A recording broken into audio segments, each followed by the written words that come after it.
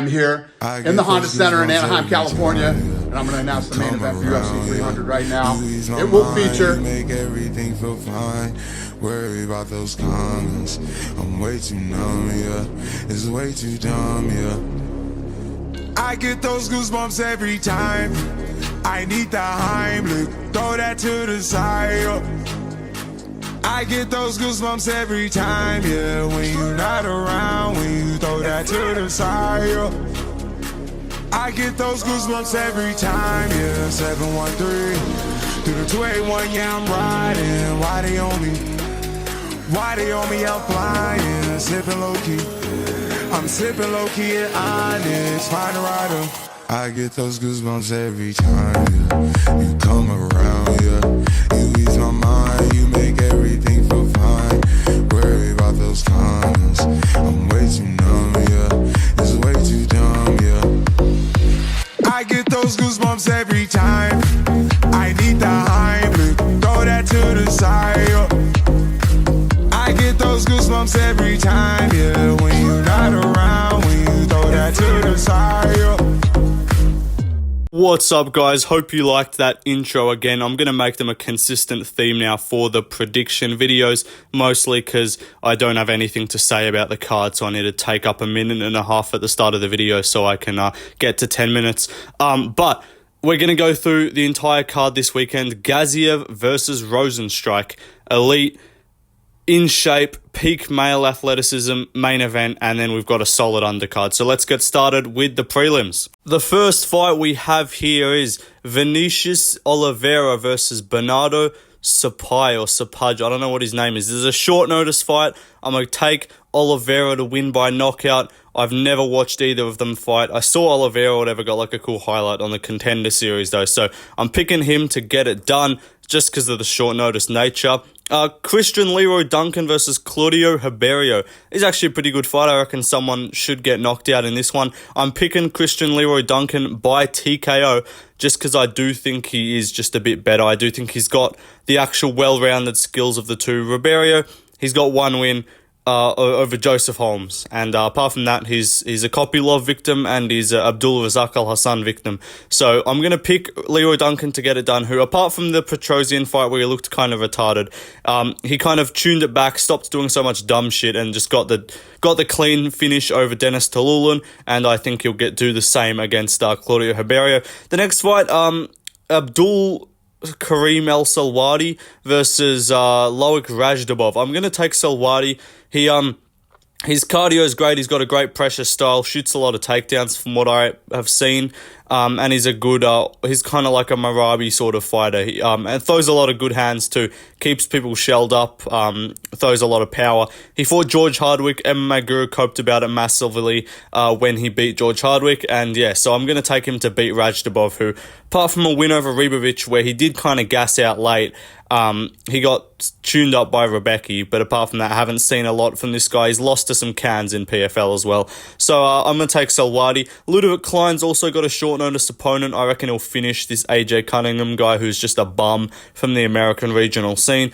Javid Basharat is fighting Ariel Helwani. I'm going to take Basharat to get it done via the power of Hamas. Helwani stands no chance. He'll just get a decision. He's pretty well-rounded. I trust him to get it done. And then Eric Anders against Jamie Pickett. I'm going to take the guy who isn't on a 4-fight loss streak to mostly cans and almost at a negative UFC record. So Eric Anders by TKO. Let's move on though to the notable fights on the main card. Umar, the Dagestani pull-out merchant Nurmagomedov versus Begsat Almakhan. I'm going to take Umar. As you can see, he's a minus 1,200 favourite, so he's slightly favoured to win. I think it'll be a close one, but he should get it done. But in all seriousness, Begsat Almakhan's actually pretty solid. He's only got one loss. He got a nasty head kick knockout in a recent fight as well. He seems like he's actually a pretty solid fighter, but Umar Nurmagomedov's just actually like UFC proven and tested.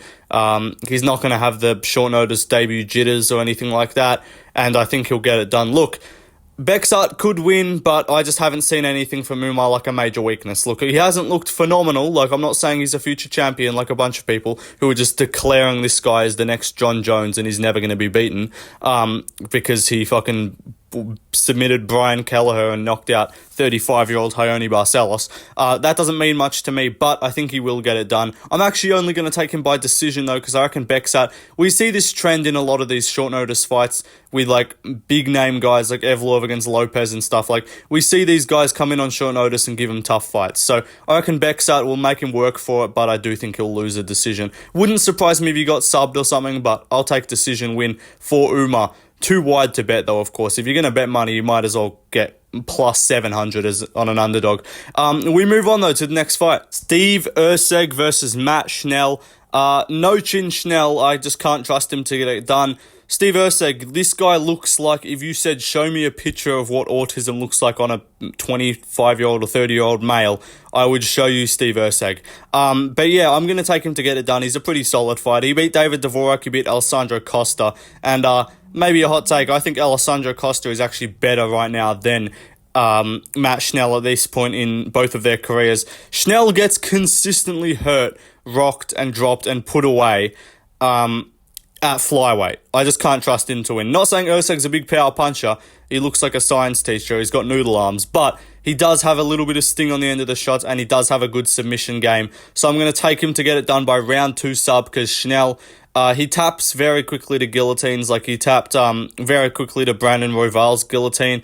Apart from that, like, was getting tuned up and dropped all over the place by Mateusz Nicolau, who's not even that big of a power puncher. Yeah, he was getting rinsed up by fucking Suma Derji. Like, this guy's just not good. And he's just made it his way through kind of fluking things and getting comeback wins and shit. But I do think Steve Erceg's smart enough to stick behind the range, catch him coming in, and then sub him when he's hurt. So I'm taking Steve Erceg by submission in round 2. He's a pretty big favourite. We move on, though, to the next fight on the card. Alex Perez versus Muhammad Mokaev. I'm going to go with Alex Perez to lose this fight. I don't know why I said his name first. I'm going with Muhammad Mokaev by round 3 submission. The tried and true method of all Mokaev fights. He looks shit in the first 2 rounds, and even halfway through the third, he's looking terrible against fucking Jafael Filo. He almost got his knee snapped off. He was struggling with Malcolm Gordon. He fucking was down 2 rounds to Tim Elliott. He was getting kneed in the head, and then he got saved by the ref because the ref called them illegal knees. Like, this guy is on the ropes in every fucking fight, and then he just comes back and gets a round 3 submission. He's like the submission Dagestani version of Romero. Just third round of Mokaev. He's a mythical fighter. So I'm going to take him to get it done by sub. I reckon he'll probably look shit early. Perez is still, like, as much as we know he is a DNA abomination, according to Manel Cap, who's a widely trusted eugenicist in the scene. I'm going to take his word for that. But Alex Perez, he's got some decent wins here and there, but recently he's pulled out of more fights than he's competed in. I can't trust him here. Mokaev should get it done. He'll be developing more as well. He's like 23, 24. Perez is getting older, taking a bunch of damage. Gives up his back pretty easily, like Pantoja took his back, choked him out.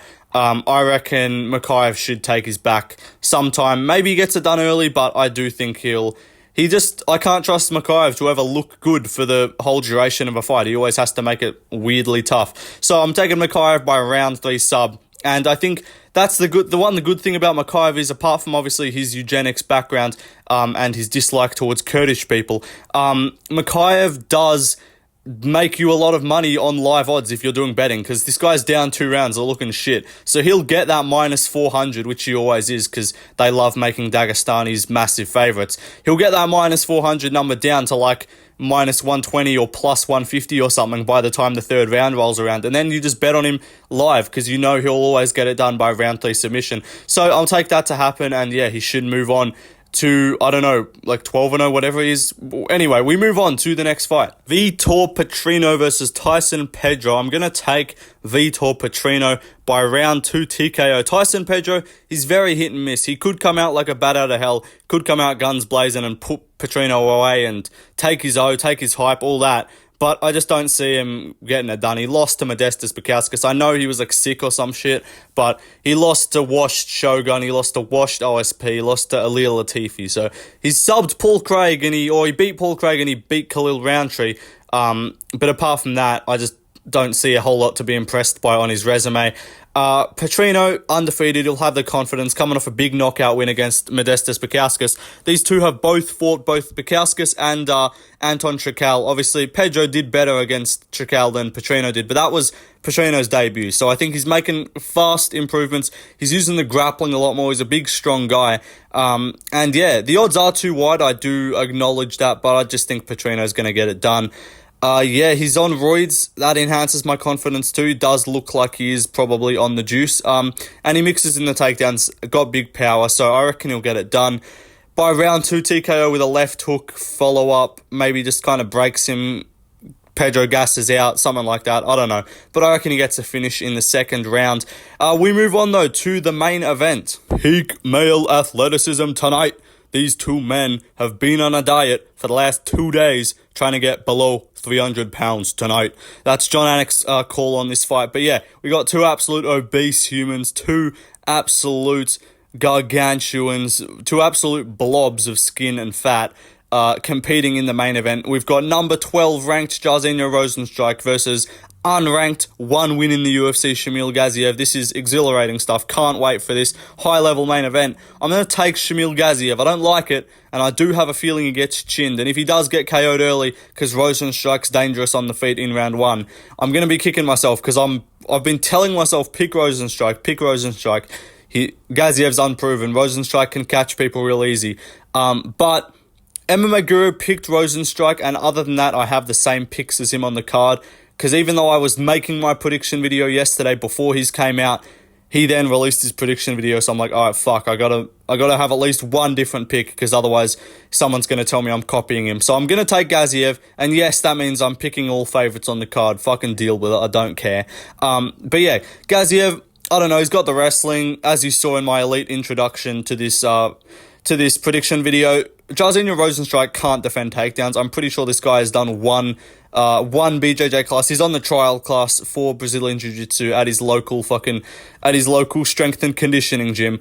And yeah, he doesn't know how to defensively wrestle. He's got like very quick hands, very quick kicks, big power. He KO'd Chris Daukaus, but anyone with melanin has KO'd Chris Daukaus, so I just don't think that matters a whole lot. Apart from that, he got pieced up and TKO'd by Volkov.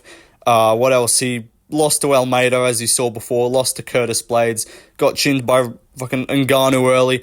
Gaziev is open on the feet, and his chin is not granite. Like, he's not like he's never been hurt. He has been rocked and stuff, and his only win in the UFC is over Martin Bidet, who, although was on a win streak at the time, still is also shit. So yeah, both of them, cardio is going to be absolutely through the floor, not through the roof. It's going to be through the floor. It's going to be terrible. They're both going to gas out after one extended punching exchange. But if Gaziev is smart, mixes in the takedowns, I think he should be able to get it to the ground. And Rozenstruik just doesn't know how to get up.